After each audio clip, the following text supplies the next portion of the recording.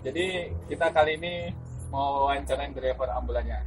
Sebelumnya perkenalkan dulu nama abang, Mbak. Nama saya Dian. Udah berapa lama bang jadi driver ambulan? Kalau jadi driver ini belum lama sih. Paling sekitar 1 tahun lebih lah. Setahun ya. Itu di sini. Iya, rumah sakit. Jadi bang, selama abang jadi driver ambulan, pasti kan ada suka dukanya gitu. Coba bang ceritakanlah, berbagi lah gitu. Kalau suka duka, ya saya nggak terlalu banyak ngalamin kayak gitu kan. Soalnya kalau untuk rujukan pasien gitu, saya jarang. Ada sih juga beberapa seperti kayak kemarin itu ada pasien kritis karena dia kecelakaan kerja gitu kan, jadi tangannya itu hampir putus, tangan bagian sebelah kiri. Jadi dia itu mau dirujuk ke rumah sakit Delhi di Jalan Asia. Selama di perjalanan itu ya, namanya juga pasien tadi udah kritis kan, keluarga kan shock semua. Jadi waktu di perjalanan banyak yang nangis, yang teriak di belakang. Terus dengan kondisi jalan yang pada saat itu sekitar jam 5 sore, jam pulang orang kerja tuh, macetnya nggak ketulungan.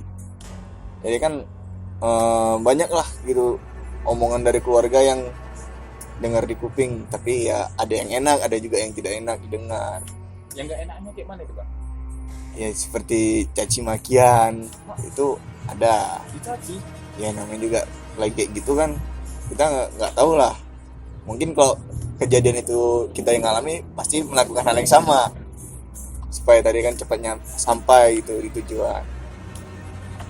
Tapi kan nggak menyurutkan langkah abang untuk tetap menolong kan bang? Oh tidak, kok itu ya kan bisa dibilang juga kerja sosial, walaupun mencari materi juga sebenarnya kan.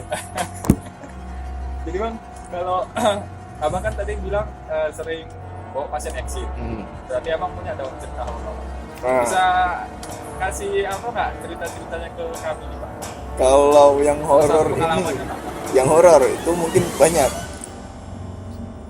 Yang mulai dari lampu mati semua, ambulans nggak hidup, terus perangkat untuk pasien tadi bergetar, itu banyak. Waktu 2 bulan yang lalu lah itu yang ngalami lampu mati. Jadi pasien ini rumahnya di Diski, saya Mencirim kan, Kabupaten Deli Serdang. Jadi pada saat jalan dari rumah sakit, ini kondisi ambulan normal. Ini pasiennya awalnya meninggalnya karena apa pak? Kalau yang itu sakit, tapi katanya sih minum racun di rumah Sirim itu Jam kan. berapa itu bang? Sekitar hampir jam 12 malam itu. Malam ya. Jadi waktu pas mau jalan ya bagus-bagus aja, nggak ada kendala apa-apa. Itu sama keluarga. Pergi sama sekeluarga dari rumah sakit. Jadi jalan sekitar 5 menit dari rumah sakit, begitu udah mau masuk perkampungan di Diski itu mati semua lampu. Yang mulai dari lampu rotator, lampu kepala, klakson pun nggak ada mau bunyi sama sekali. Ya udah, jadi jalan tuh sepanjang jalan nggak ada pakai lampu lah, gelap. Tapi mesin hidup bang. Mesin hidup. Itu yang Keluarga pasien nyadar nggak yang kayak gitu? kalau itu saya pun kurang tahu juga, namanya jadi sedang berduka ya kan, kita jadi kurang tahu lah sadar atau enggak kalau ada kondisi seperti itu. Tapi setelah sampai tempat gitu kan, atau pas udah pulang itu normal lagi bang?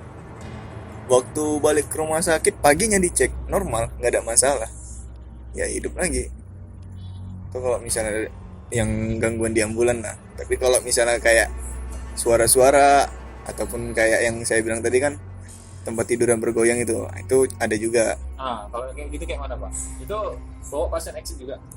Biasanya sih itu kalau misalnya ada yang bergetar atau aroma-aroma yang nggak sedap lah gitu, kita bilang kan itu mau ada yang exit. Oh jadi pertandanya lah gitu ya? Iya, itu kan yang lebih sering sih kayak cium-cium aroma gitu, ada yang bau tanah ataupun bau darah, itu pasti bakalan ada lah. itu abang nyiumnya di ambulans sini. Iya, waktu di ambulans. Pokoknya di sekitaran ambulans lah gitu, tercium bau itu. Itu yang nyium abang sendiri atau orang lain nyium juga nggak?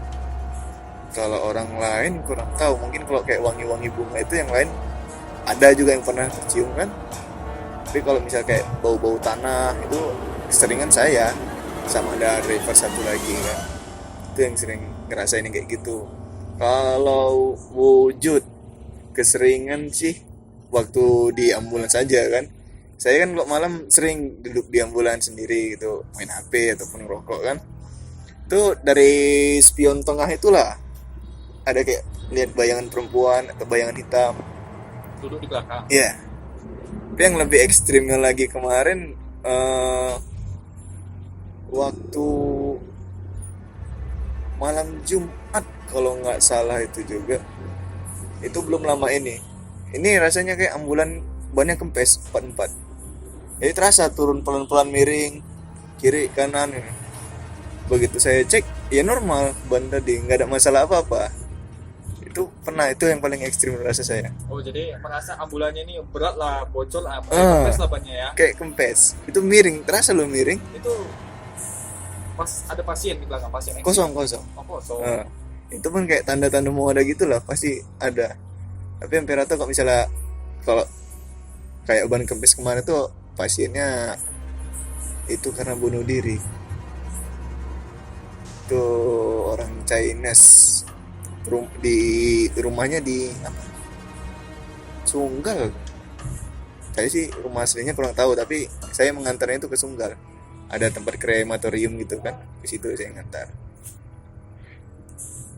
Sama kayak yang lainnya, suara tangisan cewek tuh kalau udah malam hujan, nah itu sering lah. Itu pas pulang sendiri juga habis ngantar exit.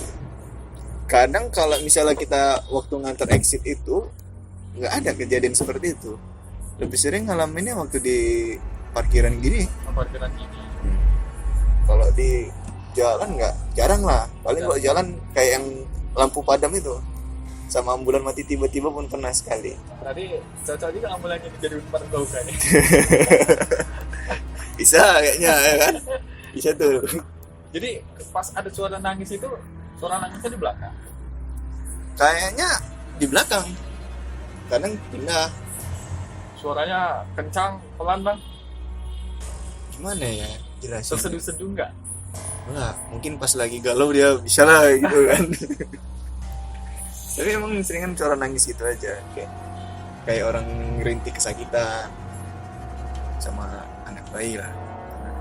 Kalau anak bayi itu kemarin waktu saya lagi nyuci ambulan di belakang rumah sakit, itu kayak suara anak kecil main-main gitu di dalam ambulan. Baru kan di dalam ambulan ini ada kotak P3K ada kan di bagian belakang, itu kayak dilempar jatuh. Berarti keras juga lah bang. Ya lumayan lah, sempat buat agak kaget dikit. Tapi dari sekian pengalaman yang abang alami, ya kan, ada perasaan takut nggak? Misalnya takut pulang malam kan sendiri, kok nggak enak perasaan takut gitu, rasanya kok apa ya, kok kayak gini kali lah jadi driver ambulan gitu. Ada niat untuk berhenti dari driver ambulan nggak bang kalau masalah gangguan-gangguan kayak gitu? Kalau rasa takut mungkin di awal-awal ada, karena kan ibaratnya ini masih pengalaman pertama kan dulu-dulunya. Tapi kok sekarang ini udah terbiasa aja sih. Soalnya kayaknya gangguan-gangguan gitu ya bukan buat takut, kadang pun malah lucu, jadi tantangan gitu kan. Lucunya kayak mana lah? Ya kayak pas lagi kita jalan ataupun lagi duduk diam gini kan di parkiran gini, ada yang tiba-tiba nangis, ada yang tiba-tiba ketawa, kan lucu aja. Soalnya sama yang hal-hal gaib gitu pun ya percaya nggak percaya, tapi kan mereka ada sebenarnya. Tapi setelah mengalami kayak gini terakhir percaya bang ya kalau ada yang kayak gitu? Ya dibilang percaya, percaya saya cuma sama yang pencipta aja kan. Kalau sama yang kayak gitu nggak pernah percaya. Kalau pengalaman misterius gitu kayaknya banyak sih. Mungkin kalau misalnya ceritakan 7 hari 7 malam belum tentu selesai itu. Salah satunya aja lah, mana tahu yang paling horor menurut abang. yang paling gak disangka-sangka, yang kalau yang mungkin pada saat abang mengalami kejadian itu, abang wah udah berpikir mau lari aja atau udah takut kali lah gitu. kalau sampai yang kayak gitunya kali mungkin nggak ada. Mungkin kalau yang rasa saya horor waktu ada pasien itu dia meninggal karena kecelakaan. Jadi bagian kepalanya nih hancur, separuh badan lah, kepala sampai dada itu hancur. Itu 3 hari ambulannya rasanya nggak enak, kayak asal duduk sini merinding, terus kayak suara orang nangis. Jadi begitu kami cek lagi kan sama driver satu lagi, di bagian belakang ada sisa otaknya gitu. Nah, setelah itu dibersihkan barulah gangguan-gangguan kayak tadi itu nggak ada. Itulah mungkin yang paling horor, karena bagian tubuhnya tadi masih ada ketinggalan kan. Jadi ketinggalan itu gak ada yang menyadari sama Soalnya ya dibilang nggak disadari bisa juga lah kita bilang gitu. Soalnya abis ngangkat pasien tadi itu kan ambulan dicuci biar ngilangin bekas-bekas noda darahnya itu. Jadi kan perkiraan kita udah bersih, tapi kan karena nyuci malam kita nggak tahu juga.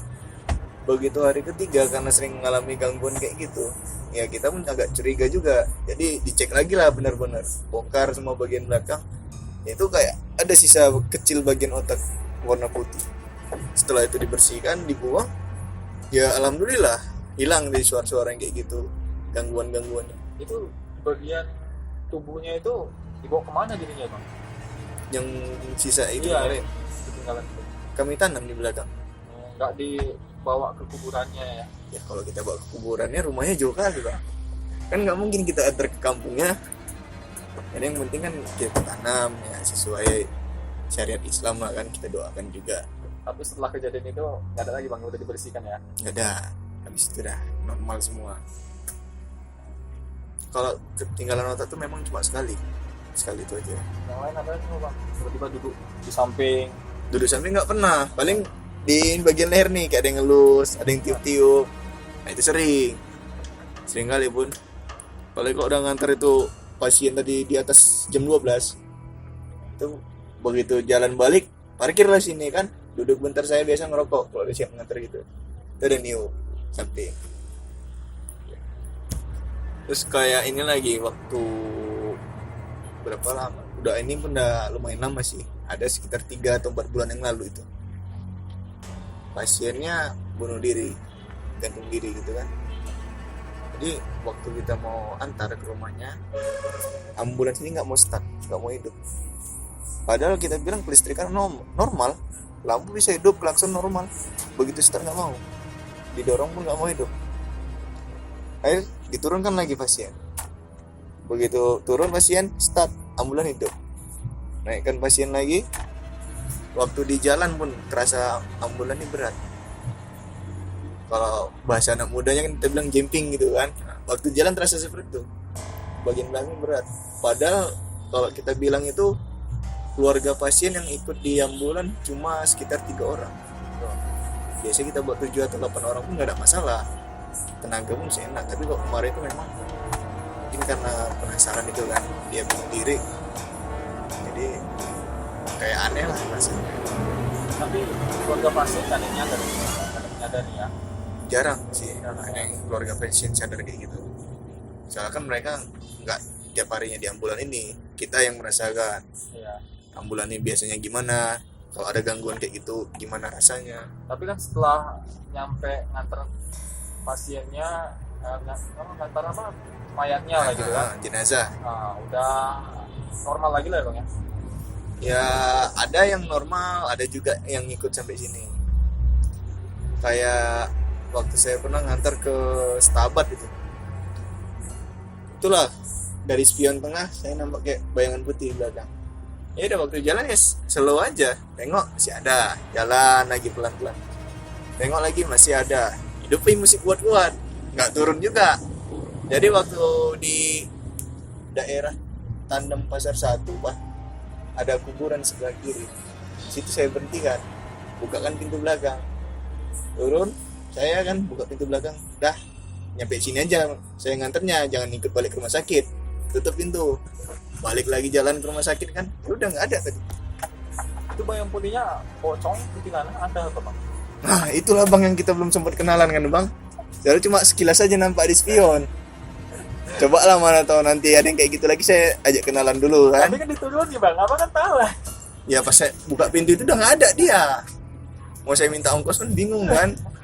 Nggak ongkos ya. Banyak sih tapi banyak yang lupa juga kan. Soalnya kalau untuk yang horor sering gangguan gitu.